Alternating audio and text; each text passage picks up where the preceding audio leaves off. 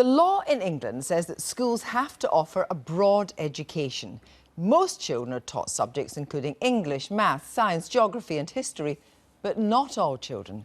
A small private community of strict Orthodox Jews in London, known as the Chareidi Jews, who withdrawn from some modern secular culture, are running at least a dozen illegal schools where the curriculum consists almost entirely of religious studies. Newsnight has discovered that some of these secretive illegal schools are registered with the Charities Commission simply as charities, which gives them tax breaks. We spoke to some former pupils of these illegal schools who feel that their lives have been ruined by lack of a proper education.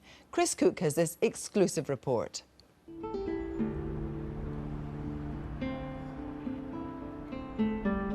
I'm very unhappy with the education I received. I have a distorted view of the world. I'm 25 now, and my level of education is just like a 9-year-old, 10-year-old. This is one of Britain's quietest and most private communities. Yet, despite keeping itself to itself, it's getting unwanted attention from government. 30,000 Chareidi Jews, followers of a variety of strict Orthodox traditions, live around here in Stamford Hill in Hackney, London. The authorities are worried about some of their private boys' schools, which, contrary to the law, are not registered. Current and former community members estimate there are between a dozen and 20 significantly sized illegal schools that are uninspected and offer a narrow syllabus, teaching up to 1,000 boys. Now, one of the oldest principles about how England regulates its schools is that parents should have the right to educate their own children according to their own faith or culture. A second principle, though, is that no child should be given an education so narrow that they can't do what they'd like to do in adulthood. And sometimes in religious communities, whether they be Muslim, Christian, or here in Stamford Hill, Jewish, those principles clash.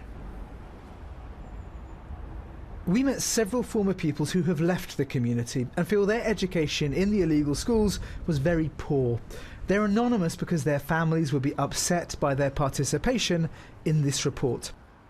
Despite growing up in London, English is a second language to these men. Their words are spoken by actors with similar accents. Basically, just imagine a school of like 200, 300 years ago. It's just the same thing. We spoke in Yiddish. We only used Yiddish at home and at school. I feel my whole childhood has been taken away from me. Chareidi parents tend to educate their girls in relatively mainstream schools, but lots want a religious education in Yiddish for their boys. They want a primary education before the age of 13 with only an hour or so of secular study each day, the rest spent in scriptural study. We weren't taught any geography, because why? If we stay in this enclave all of our lives, why do we need to know geography? We weren't taught any science. Any other subjects other than English and math we weren't taught at all. But even English and math was only the very, very minimum for a few days a week. After the age of 13 or so, some parents want an almost exclusively religious education in so-called yeshivas for their boys. Now, some of these schools are registered, but community members defend the right of schools to remain unregistered. They fear the authorities won't respect their curriculum choices, so they are hidden. The authorities are dedicated to closing these illegal schools down, but still, we found them pretty easily. So it's late morning now, we're here in Stamford Hill. We've been here since about 6 a.m. and we've been doing roughly what the council does when they hear a report of a suspected illegal school. They turn up and they watch to see if young boys are turning up for an education. And sure enough, between about 6 a.m. and 8 a.m. this morning, we saw boys turn up for their school day at around 4 sites around Stamford Hill, none of whom are registered with the Department for Education as schools. We've since found that whistleblowers have notified the DFE about all 4 of those schools, but we learned when they investigated one of them, they found only adults learning there. So, to check on what we saw, we got a Yiddish speaker to ring that unregistered yeshiva, posing as the parent of a 13-year-old boy. Hello. Our caller asked when the school day started. Ich habe keine Ahnung, ich bin nicht dort. We begin the day at morning prayer. However, there's probably a dawn framework for those who want to come in early. And those who want to come, from when do they start? I don't know. I'm not here in the morning, so I don't know. So when is morning prayer? 8:30? Morning prayer is 8 a.m, I think. And then in the evening, are the students there around until 9 p.m? Which age group? Year B? Indeed, Year B, the 14-year-olds. Year B until 9 p.m, maybe until 10 p.m. How many boys are there in your yeshiva? How many? The junior yeshiva is reasonably big nowadays. 90 students. Around 80, 90 students.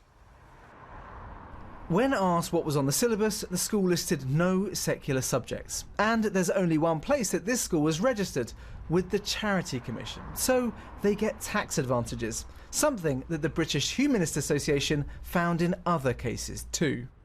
By being allowed to register as charities, these schools are being given access to all sorts of tax and other financial benefits that supplements the hundreds of thousands of pounds of money that is pouring into them. That means that this is not just a matter for the Department for Education in some regulatory sense to sort out, it also is a serious matter for the Charity Commission to investigate. We've been asked not to reveal the schools' locations by experts on anti-Semitism. Being unregistered puts these schools outside child protection processes or normal health and safety oversight. The school we rang up is actually housed in a building that failed a fire brigade fire safety inspection last year. The critical question, however, is about whether parents should be able to ask for such a narrow education for their own children. I'm angry, but the thing is, I don't really know who to address that anger at, because my parents were brainwashed to live like this. I can't really blame them. They believe that this is the lifestyle they need to live. So they didn't do it to harm me, so I can't hate them for that. But of course I'm angry, yeah. I mean, why do I need at this age to do things that I should have done 10 years ago, 15 years ago?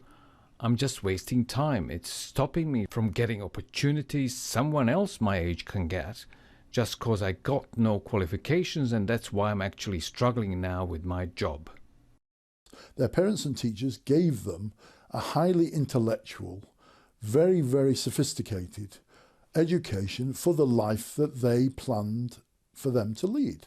Now, they've rejected all that and they've gone off into the world outside, so they have to start again. They have to acquire an education that suits the world outside. And this head teacher of a registered Chareidi school feels his education was excellent. My experience of yeshiva, whilst it was unregistered, was overwhelmingly positive. I attended yeshiva from the age of 14, and I spent the majority of the day studying biblical and Talmudical texts. Now, you should know that biblical and Talmudical studies are very challenging and highly intellectual. I feel, and I know, that when I went, the days that I've spent in yeshiva and the years that I've spent, I've gained the vital skills of logical reasoning, critical thinking. The yeshiva has put a great emphasis on building confidence through public speaking or leading prayers. Now, defenders of the community insist that boys can retrain for life outside Stamford Hill if that's what they want. So I spent a lot of time learning equations about the balls rolling off tables and things like that for physics. Would a child in Have you ever used that since you left school? Not very much, no. No, well, there you are. But it's and you're a successful journalist and television reporter. Yeah, but if I'd wanted to go and study physics at university, I'd have needed that. Yes, but you didn't know that until you made your decision about what career you were going to follow. Yes, but I had the option of going to study physics at university because I'd done that at school. All Jewish children have the option of studying any subject they want to. When you're talking about an adult of 17, 18, 19, then the parents have no control over the child. The child, or the adult, the young adult, makes his own decision about what he's going to study. The head teacher also thinks that the Chareidi primaries have been getting better, which is the key to solving these problems. They were let down in a primary school system, or up until the age of year 9, where the provision of secular studies was not good enough. And as I said, we are currently doing a huge amount to actually improve the standards of secular education, and I'm not convinced that a fundamental change to the structure of our education system is necessary. These schools are unlike the many mainstream Jewish faith schools across England which offer a broad curriculum. But lots of Chareidi parents use illegal schools precisely because they don't want a broad curriculum, and they fear that if the illegal schools were to register, they would need to become less specialised, or even forced to close by the Department for Education.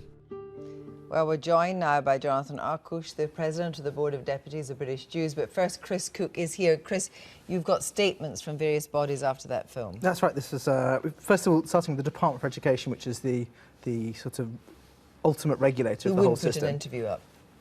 Yeah, sorry. I think not entirely unfairly. They say that unregistered schools are illegal and unsafe, and we are taking unprecedented and direct action against them across the board to protect children.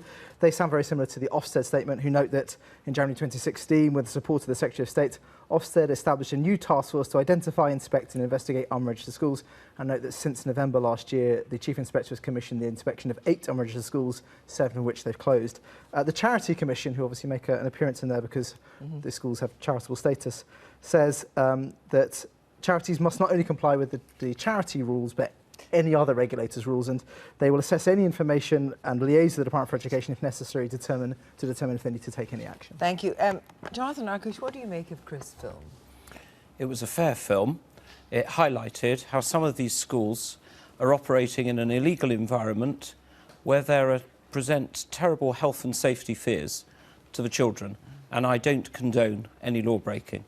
Why do you think that quite a substantial number of Haredi parents take this step of sending their children to unregistered schools?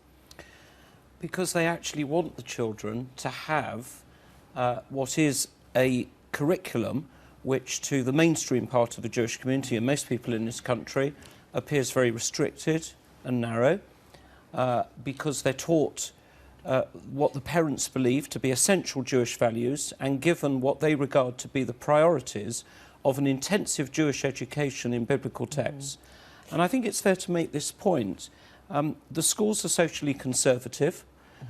They're not extremist. No child from these schools will ever come out and do any violent act. They're respectful children and they're well-mannered children. But they're not children prepared for the outside world. You heard that young man saying that, you know, he had the education of a 10 or 11-year-old. Do you think that parents have the right to prevent their children from having a rounded education? I think parents need to comply with the law, which should be upheld, which is that there should be a national curriculum which prepares children of all faiths for life in the outside world. Because, of course, there are Haredi schools which are registered and do comply with the curriculum. Indeed, the great majority of Haredi schools are high-performing schools. So you're talking here of a very, very small, narrow fringe of schools. Fortunately, but it's 1,000 children, unfortunately. Well, that's an estimate. There could easily be a number of hundreds of children at these schools. Why do you think that neither Ofsted nor the Department of Education, who know, according to Chris, that these illegal schools exist, simply do not go in to these condemnable buildings and shut them now? Of course, if you did shut them now, what happens to all the children? Where do they go? There aren't necessarily the places in other schools in Hackney for them to go to. I think a better policy must be for the public bodies to work with the communities, work with the schools, as we saw from your report of that headmaster, show the communities there's a better way forward. We've been into many Haredi schools and discussed with them difficult subjects which they haven't yet been prepared to look at and work out how to convey to the children. And there's huge amounts of really good practice going on there. It has to be a sensitive discussion to bring these schools forward rather than drive them somewhere underground. Do you think that the approach of Ofsted then towards faith schools is wanting when it comes to Haredi schools? I think it is.